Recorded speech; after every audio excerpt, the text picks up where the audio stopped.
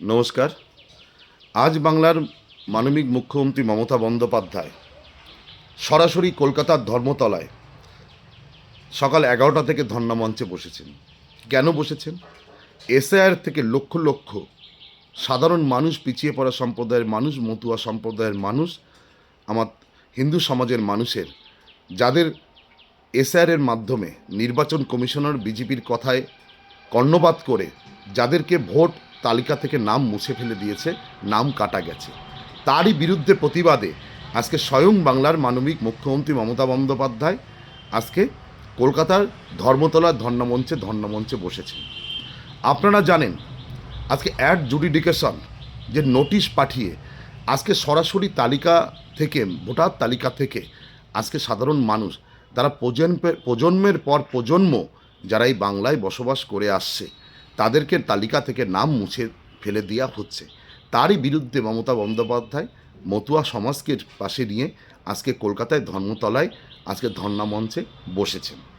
আজকে একটা জিনিস মনে রাখতে হবে, আজকে বিজেপি ইলেকশন কমিশনকে ব্যবহার করে বিভিন্ন রাজ্যের থেকে মাইক্রো অবজার্ভার আনছে, যারা বাংলার কৃষ্টি সংস্কৃতি জানে না, যারা বাংলায় কথা বলতে পারে না, যারা বাংলা অক্ষর বোঝে না, বাংলার নথি কাগজপত্র সম্বন্ধে বাংলায় তারা বুঝতে পারছে না, তারা তালিকা থেকে বিজেপির কথায় লক্ষ লক্ষ মানুষের ভোটার থেকে তালিকা থেকে নাম থাকা সত্ত্বেও, যারা বিভিন্ন নির্বাচনকে কেন্দ্র করে বিভিন্ন নির্বাচনে যারা দীর্ঘদিন ধরে পঞ্চায়েত, পৌরসভা থেকে শুরু করে বিধানসভা এবং লোকসভা নির্বাচনে যারা ভোট দিয়ে আসছে, তাদের নাম মুছে ফেলে দেওয়া হচ্ছে।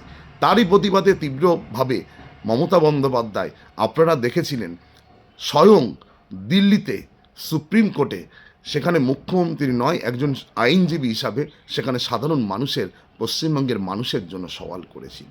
তার সওয়ালকে মান্যতা দিয়েছিল সুপ্রিম কোর্ট।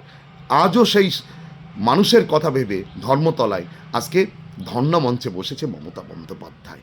আজকে একটা জিনিস মনে রাখতে হবে, যারা আমরা দীর্ঘদিন ধরে বাংলায় কথা বলি, আমরা যারা বাংলায় বসবাস করি, আজকে বিজেপি এমন একটা দল যারা বাংলার কৃষ্টি সংস্কৃতি যারা জানে না, বাংলার মনি ঋষিদের যারা সম্মান দিতে পারে না, বাংলার বঙ্কিমচন্দ্র চট্টোপাধ্যায়ের মূর্তি ভেঙে দেয়, রবীন্দ্রনাথ ঠাকুরকে ভারতবর্ষের অপদার্থ প্রধানমন্ত্রী রবীন্দ্রনাথ সান্যাল বলে ডাকে, যারা জীবনানন্দকে সম্মান দিতে পারে না, তাদের বিরুদ্ধেই কিন্তু আজকে বাংলার মানুষ গর্জে উঠেছে। এবং মমতা বন্দ্যোপাধ্যায় আজকে স্বয়ং মুখ্যমন্ত্রী নয়, আজকে একজন বাংলার বাঘিনী, ঘরের মেয়ে হিসাবে আজকে তীব্রভাবে আজকে প্রতিবাদ নেমেছে। তাই আমরা বলতে চাই যুব সমাজের পক্ষ থেকে, যতই করো হামলা, আবার জিতবে বাংলা। মমতা বন্দ্যোপাধ্যায় সোনার বাংলা তৈরি করেছে পশ্চিমবঙ্গে, রাম রহিমের বাংলা তৈরি করেছে মমতা বন্দ্যোপাধ্যায়। শুধু সময়ের অপেক্ষা, চতুর্থবারের জন্য বাংলার মুখ্যমন্ত্রী হিসাবে মমতা বন্দ্যোপাধ্যায় আবার ক্ষমতায় আসছে। জয় হিন্দ, জয় বাংলা।